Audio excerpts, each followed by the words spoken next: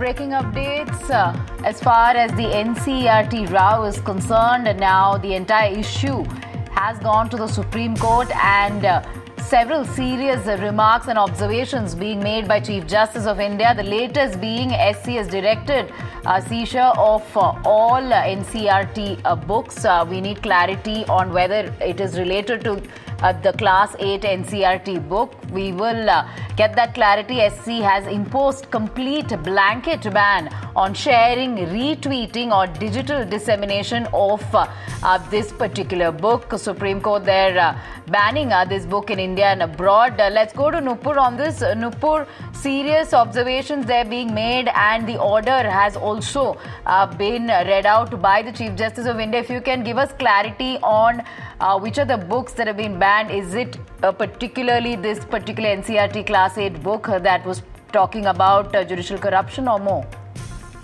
Radhika, this is just only about this book that has been released just a few days back, and it has caused huge controversy and severe backlash from the legal community itself. However, the top court today has in fact carried out a lengthy hearing, and Chief Justice of India, Justice Surya Kant, has in fact expressed grave displeasure at the way this book has been framed. He has been calling this not once but many times during the hearing. He has called it a deep-rooted conspiracy against the judiciary. He said that this looks like an attempt to malign the institution. He said that our framers of the constitution gave judiciary certain powers, parliament certain powers, functions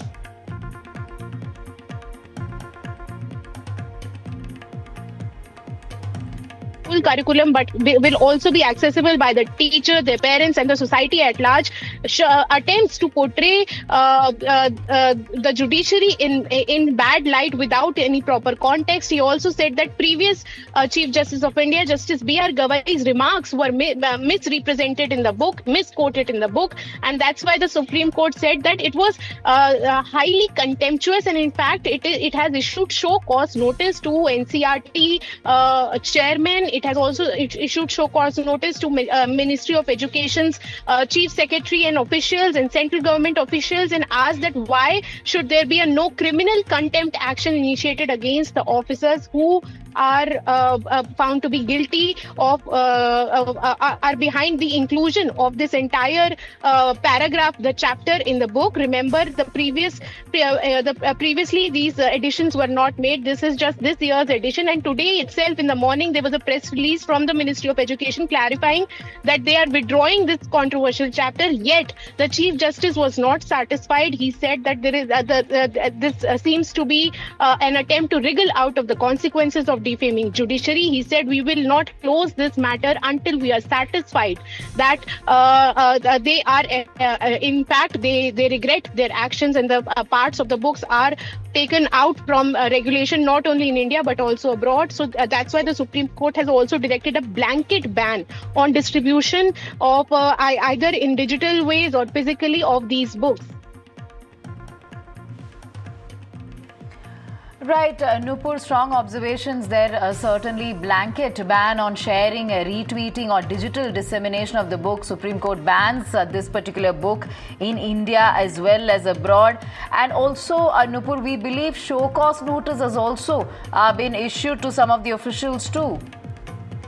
Well, yes, Radhika, show cause notice for criminal contempt action has been issued to the NCERT chairman, the Chief Secretary of Ministry of Education, and central government officers who are asked that why there should be not a criminal contempt of court action initiated against them for circulation of this book. The Supreme Court has taken a very serious view. It has said that, in fact, it also went on to slam the response of the NCERT director. They said that it seemed like he was defending the chapter, and he said when controversy has been created, the problems have been pointed out, the director seems to still be defending the contents of the chapter instead of actually apologizing. Remember, at the outset of the hearings, Solicitor General Tushar Mehta, appearing on behalf of NCERT and the centre, said that we are issuing an unconditional apology to judiciary because of the content of the book. But the Chief Justice pointed out that the press release that has been released in the morning and the clarification that has been issued by the NCERT nowhere mentions